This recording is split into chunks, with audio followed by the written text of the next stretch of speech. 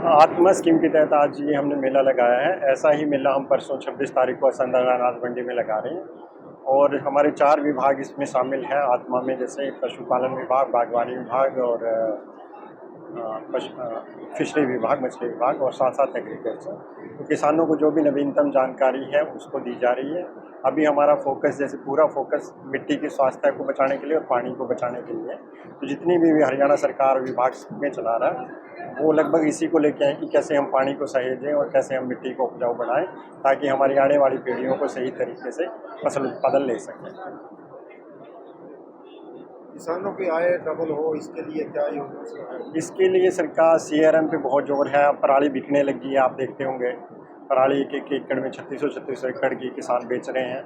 इसके साथ साथ प्राकृतिक खेती है जिसमें हमारी लागत कम आ रही है, उत्पादन ज़्यादा आ रहा है। जैविक खेती है जिसके आपकी गेहूं की फसल या दूसरी फसलें बहुत अच्छे रेट पे किसान बेच रहे हैं। और कहीं ना कहीं खाद जो हमारी है वो कहीं इस साल कंजप्शन भी कम हो रही है, तो खेती की लागत कम करके हम उत्पादन बढ़ा रहे हैं, तो वो कहीं ना कहीं हमारा उसमें मदद करेगा किसानों की आय दोगुनी करने में।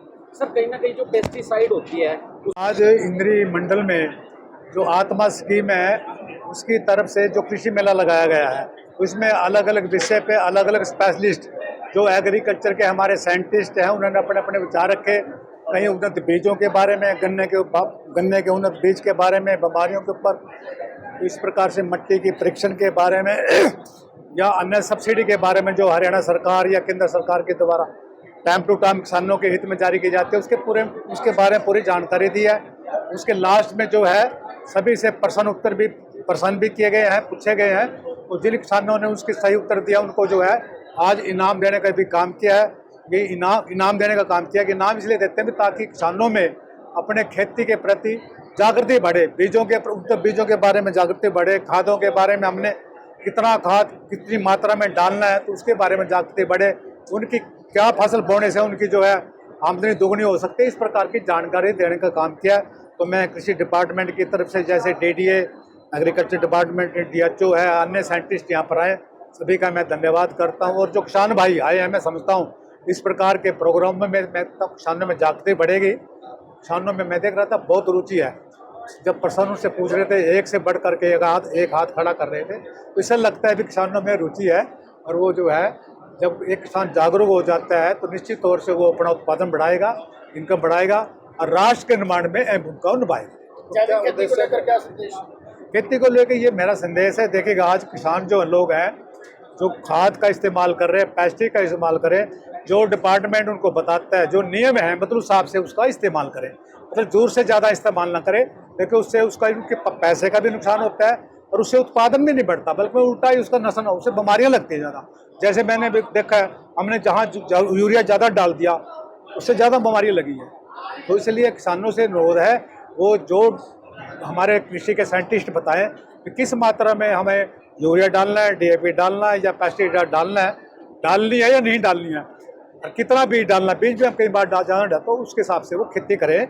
निश्चित तौर से वो मेरा ऐसा किसानों से निवेदन है। तो उद्देश्य क्या है इस तरह के कार्य का? देखिए इससे का उद्देश्य है अभी किसान जो है अपने खेती के प्रति जागरूक हों, उनको पता लगे कि देखिए गवर्नमेंट की आज दूसरा जो गवर्नमेंट की स्कीम में सब्सिडी है, उनके भलाई के लिए गवर्नमेंट ने स्कीमें दी है, उन स्कीमों की जानकारी बढ़े, उन स्कीमों का फायदा उठाए, अपना जो है स्कीमों के हिसाब से काम करे, खेती करे और उन्नत बीज और आधुनिक खेती करे तो निश्चित तौर से उत्पादन बढ़ेगा और वो उनका आमदनी भी बढ़ेगी। वही हमारे केंद्र की सरकार और प्रदेश की सरकार का उद्देश्य है। जहरीली होती जा रही है, पेस्टिसाइड बहुत यूज हो रहा है। नहीं ठीक है, देखिएगा किसानों को इसलिए आज मैंने भी निवेदन किया है, उन्होंने बताया कि जितनी मात्रा में जरूरत है उतना को करें। इसके अलावा फिर एक अल्टरनेट और बताया गया भी हम जो है जो ये हम आज खेती कर रहे हैं इसको छोड़ करके हम जैविक खेती की तरफ जाएं, प्राकृतिक खेती की तरफ जाएं। गवर्नमेंट उसको बढ़ावा देने के लिए बहुत सी सब्सिडी स्कीमें ला कर आई है किसान, ताकि किसानों को इस प्रकार की खेती करेगा। जैसे जैविक खेती किसान करता है 3 साल तक, उसकी आमदनी थोड़ा बढ़ती नहीं कम हो जाती है, 3 साल के बाद बराबर होती है। इसलिए 3 साल वो जैविक खेती करेगा, जो उसको नुकसान होगा गवर्नमेंट उसकी भरपाई करता है। इसी प्रकार से प्राकृतिक खेती करेगा तो उसको जैसे उसमें गाय का बहुत बड़ा योगदान होता है, जो हमारी देसी गाय है, इसलिए जैसे गाय को खरीदने पर 30,000 की सब्सिडी देती है, इसी प्रकार से ड्रम उसमें खरीदे जाते हैं, तो ड्रम खरीदने पे किसान को 750 रुपये पर एक ड्रम के तहत सब्सिडी दी जाती है। इसी प्रकार जो उसकी भरपाई भी करती है, ठीक है ना, ताकि जो किसान हैं जो पहले हम पर ये खेती कर रहे हैं, रासायनिक खेती कर रहे हैं, तो ये इधर इसकी तरफ उनका बढ़ावा बढ़े, प्राकृतिक खेती की तरफ से, जैविक खेती की तरफ से, ताकि जो हम ये पैदा कर रहे हैं ये पौष्टिक हो, जो हम ये खाते हैं तो इससे हमारा पौष्टिक हो और हम स्वस्थ रहें इनको खा करके, ठीक है ना। यही सरकार का उद्देश्य है। इसी उद्देश्यों को लेकर के ये आज का मेला आयोजित किया गया। मैं समझता हूँ इस प्रकार का मेला जो होता है, इस प्रकार के टाइम टू टाइम इस प्रकार के मेले आयोजित किए जाएंगे, किसानों को और जागरूक करने के इस पर बल दिया जाए। सर कहीं ना कहीं